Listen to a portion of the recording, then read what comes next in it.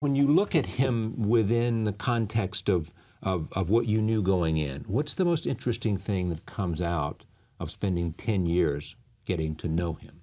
I knew when I started living with this character 10 years ago that I respected him, but I didn't really understand what a magnetic personality he had. You know, I think we see those pictures of him, and he looks so sad, and that unfortunate beard that I wish I could shave off.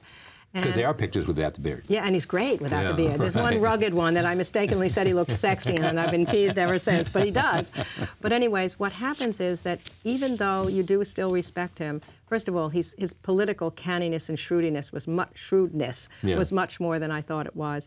And he's just more funny, more lively, more magnetic than I had realized, and less depressed. I mean, I think we've overdone the idea that this man had depression all his life. He was depressive or not, as far as we know?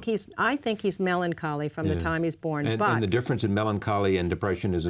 I think that he's got a temperament that looks on a melancholy side of life, and he was haunted by losses early on. However, that he knew how to get himself out of his sad moods incredibly. He did it by conversation, he did it by humor, he did it by reading. He did it, for example, during the days of the war. The minute he'd hear that a battle was lost, he knew that he had to get to the battlefront to talk to the soldiers, and that would get him out of his moods. There's no evidence that he's dysfunctional during the presidency, that he ever takes to his bed. That, in fact, he sustains everyone else's spirits. So I think he does have this temperament that's melancholy, but he understands himself so brilliantly that he can get his low moods up to high moods. It is said that you went out to do a kind of Abraham and Mary book. Right. And you realized that the most interesting relationship for Abraham Lincoln were these men that became his rivals who became his team. Right. I think in a certain sense he was more married to them than to Mary, because they would stay in the telegraph office at night, often sleeping on the couch, waiting for the news from the battlefront. They would go to the front together, they would relax together,